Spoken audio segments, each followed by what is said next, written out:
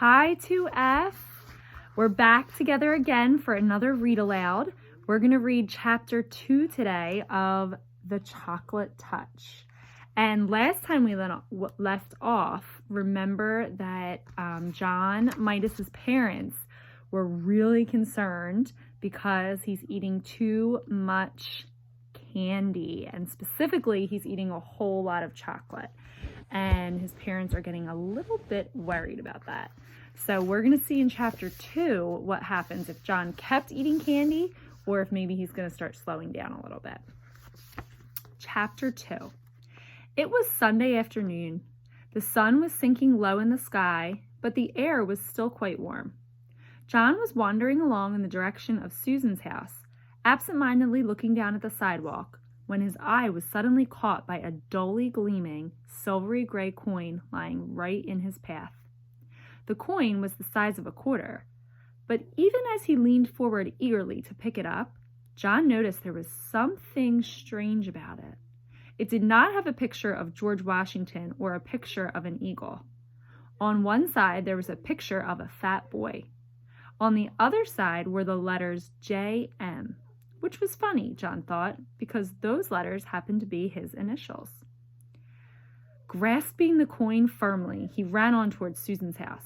She liked to collect things. He thought she might be interested to know that he had the beginning of a coin collection. Although he was in the habit of going over to Susan's by the same route once or twice almost every day, this afternoon John found himself turning left where he usually turned right.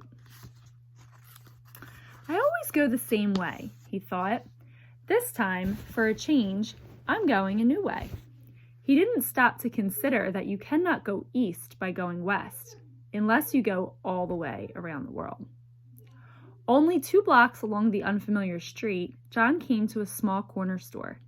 It was a neat red brick building with 2 big show windows. They were full of all sorts of candy.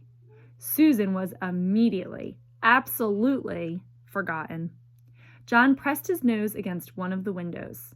He was imagining the taste of the chocolate-covered almonds and chocolate fudge on the other side of the glass when he noticed a man in a white apron standing behind the counter and beckoning to him. John was surprised. He hadn't expected the store to be open on Sunday. "Don't just stand there in the doorway, John," the man called heartily.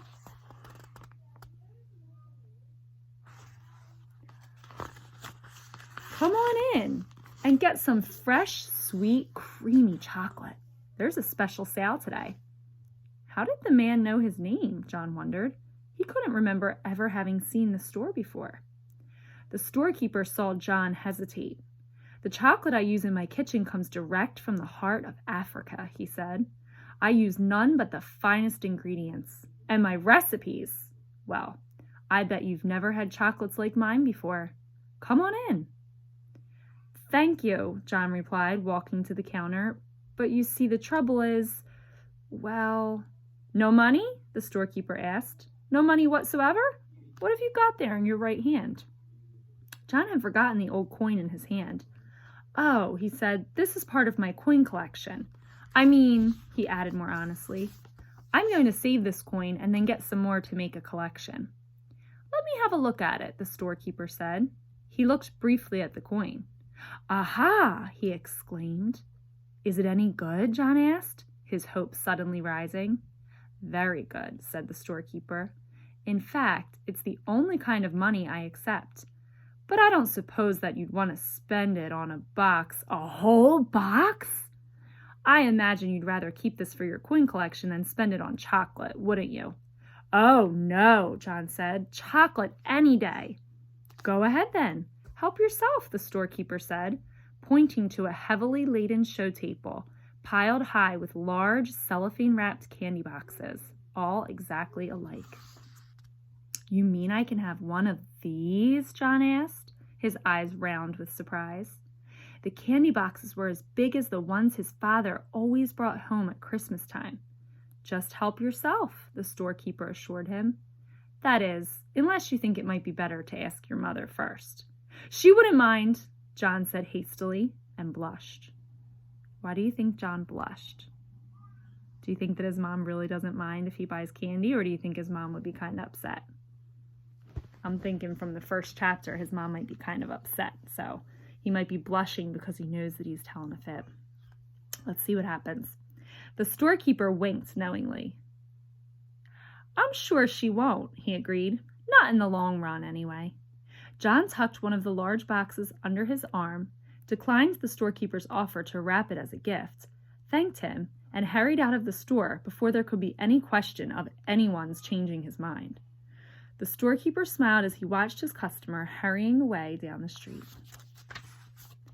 John decided that it might be sensible to enter his house quietly by way of the kitchen. With the large candy box hidden behind him, he let himself in by the back door and crept up the kitchen stairway on tiptoe toward his own room on the top floor.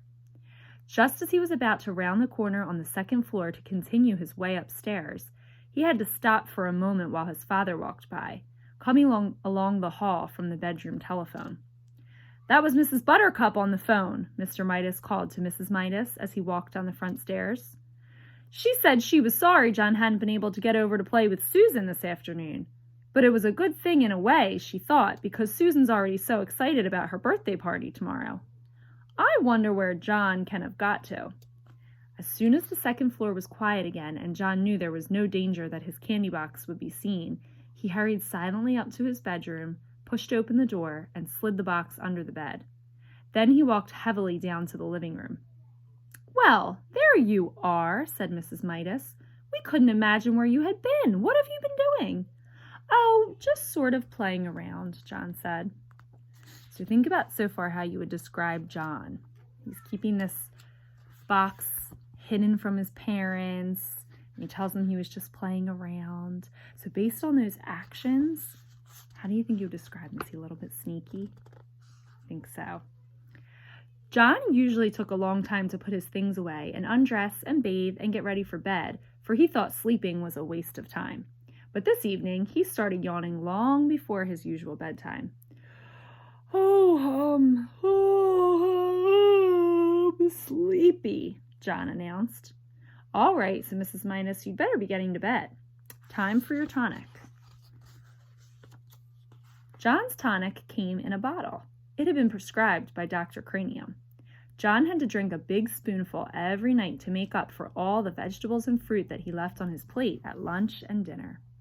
The tonic tasted like soap, mud, glue, ink, and paint. It tasted horrible. Much to Mrs. Midas's surprise, John ran ahead of her to the dining room cupboard where the tonic and the tonic spoon were kept. By the time she got there, he had already filled the spoon. Then, without any coaxing, he emptied it into his mouth. Ugh, John spluttered. Oof, oh. That's a very good boy, Mrs. Midas said.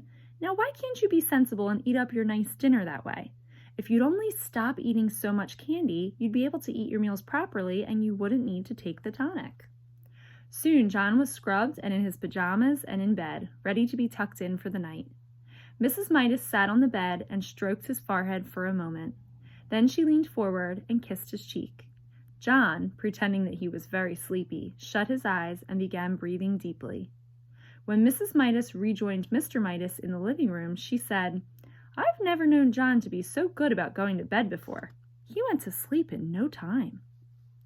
A few seconds after the bedroom door had closed behind his mother, John leaped to the floor, got down on his hands and knees, and felt under the bed for the candy box. He soon had it on the pillow and set to work unfastening it. First, he took off the thin outer sheet of cellophane. Then he lifted off the lid. Then he removed a sheet of cardboard. Then he pulled off a square of heavy tin foil. Then he took out a layer of shredded paper. As the wrappings piled up around him, John became rather anxious. At last he came to a small central ball of cotton batting, and there, right in the middle, was a little golden ball. He picked at the ball with his fingernail and peeled away the gold paper, revealing a tiny piece of plain chocolate. It was the only piece of chocolate in the whole box. How do you think John is feeling right now? He's been so excited for this whole box of chocolate, and he opens it up and finds out there's only one little piece. Deeply disappointed, John nevertheless put it into his mouth. He had never tasted a chocolate quite like it. It was the most chocolatey chocolate he had ever encountered. That's the end of chapter 2.